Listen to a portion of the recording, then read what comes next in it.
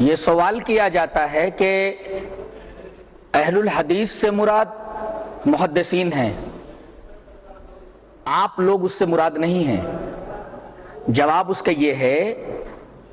کہ محدث ایک ٹرم ہے، ایک اصطلاح ہے جس کا مطلب ہوتا ہے عالم بالحدیث۔ اہل الحدیث کا مطلب ہوتا ہے حدیث والے، تو محدث جو ٹرم ہے اس کا مطلب تو ہے عالم بالحدیث، اس کا جاننے والا۔ لیکن اہل الحدیث کے اندر عالم بالحدیث اور عامل بالحدیث دونوں داخل ہیں۔ اس کا مطلب ہے کہ محدث اور اہل الحدیث کے درمیان منطق کی نسب اربع میں سے ایک نسبت عموم خصوص مطلق ہے کہ ہر محدث اہل الحدیث ہے، مگر ہر اہل الحدیث محدث نہیں ہے۔ محدث جو ٹرم ہے اس کا مطلب ہے عالم بالحدیث، اور اہل الحدیث کا مطلب ہوتا ہے عالم بالحدیث اور عامل بالحدیث، حدیث کا جاننے والا بھی اور حدیث کے اوپر عمل کرنے والا بھی۔ یہ میں نہیں کہہ رہا، حضرت امام ابن تیمیہ رحمۃ اللہ علیہ مجموع فتاوی کے اندر ان کا ایک قول نقل کیا گیا ہے۔ وہ کہتے ہیں وَنَحْنُ لَا نَعْنِي بِأَهْلِ الْحَدِيثِ الْمُقْتَصِرِينَ عَلَى سِمَاعِهِ أَوْ كِتَابَتِهِ أَوْ رِوَایَتِهِ بَلْ نَعْنِي بِهِمْ كُلَّ مَنْ كَانَ أَحَقَّ بِحِفْظِهِ وَمَعْرِفَتِهِ وَفَهْمِهِ ظَاهِرًا وَبَاطِنًا وَاتِّبَاعِهِ بَاطِنًا۔ فتاوی شیخ الاسلام کے اندر یہ عبارت موجود ہے۔ امام ابن تیمیہ رحمۃ اللہ علیہ فرماتے ہیں کہ ہم اہل الحدیث سے مراد صرف انہی لوگوں کو نہیں لیتے جو حدیث کو سنتے ہیں، حدیث کی روایت کرتے ہیں، حدیث کو لکھتے ہیں، بلکہ اہل الحدیث سے مراد ہم ان تمام لوگوں کو لیتے ہیں جو حدیث کو یاد کرتے ہیں، حدیث کو جانتے ہیں، حدیث کو پہچانتے ہیں،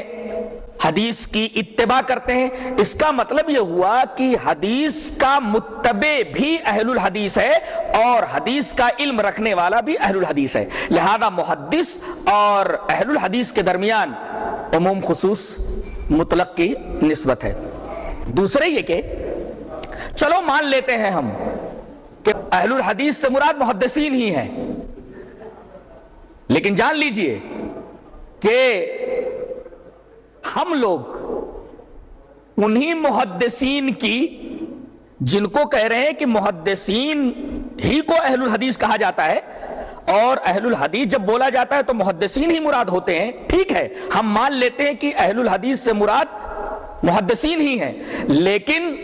ہم لوگ اپنے آپ کو اہل الحدیث اس وجہ سے کہتے ہیں کہ ہم محدثین ہی کے منہج کے پیروکار ہیں، اور ہم حدیث کو اسی طریقے سے سمجھتے ہیں، حدیث کی اتباع اسی طریقے سے کرتے ہیں جس طریقے سے محدثین کرتے ہیں، تو ہم اس معاملے میں محدثین ہی کے منہج کے پیروکار ہیں۔ ظاہر ہے کہ اللہ تبارک و تعالیٰ کی سنت ایک ہی چیز کے بارے میں دو نہیں ہو سکتی کہ محدث کے بارے میں الگ سنت ہو اور محدثین کے منہج پر چلنے والوں کے لیے الگ سنت ہو، اس لیے کہ یہ بات قرآن حکیم سے ثابت ہے۔ اللہ تبارک و تعالیٰ نے ارشاد فرمایا والسابقون الاولون من المہاجرین والانصار والذین اتبعوہم بإحسان رضی اللہ عنہم ورضوا عنہ اعد لهم جنات تجری تحتها الانہار خالدین فیہا ابدا ذلک الفوز العظیم۔ انصار میں کے اور مہاجرین میں کے جو سابقون الاولون ہیں وہ، اور پھر ان کی اتباع کرنے والے اخلاص کے ساتھ، دونوں کے لیے حکم لگایا گیا کہ اللہ ان سے راضی ہو گیا، وہ اللہ سے راضی ہو گئے۔ اس کا مطلب یہ ہوا کہ اصل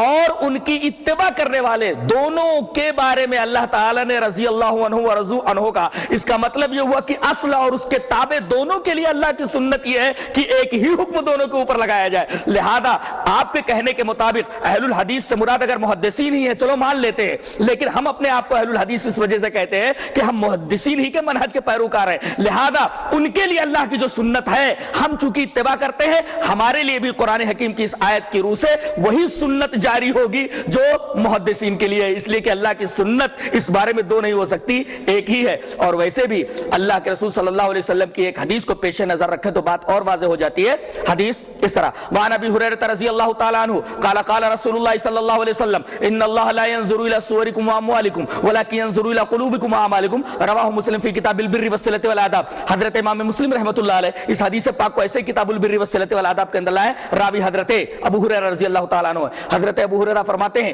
کہ جناب محمد رسول اللہ صلی اللہ علیہ وسلم نے ارشاد فرمایا کہ بے شک اللہ تبارک و تعالی تمہاری صورتوں کو نہیں دیکھتا، تمہارے مالوں کو نہیں دیکھتا، بلکہ تمہارے دلوں کو دیکھتا ہے اور تمہارے عملوں کو دیکھتا ہے۔ تو اس آیت کریمہ کی روشنی میں اور اس حدیث رسول کی روشنی میں یہ بات بالکل واضح ہو جاتی ہے کہ اصل اور متبع دونوں کا حکم ایک ہی ہوتا ہے، لہذا اس اعتبار سے ہمارا اپنے آپ کو اہل الحدیث کہنا بالکل صحیح ہے۔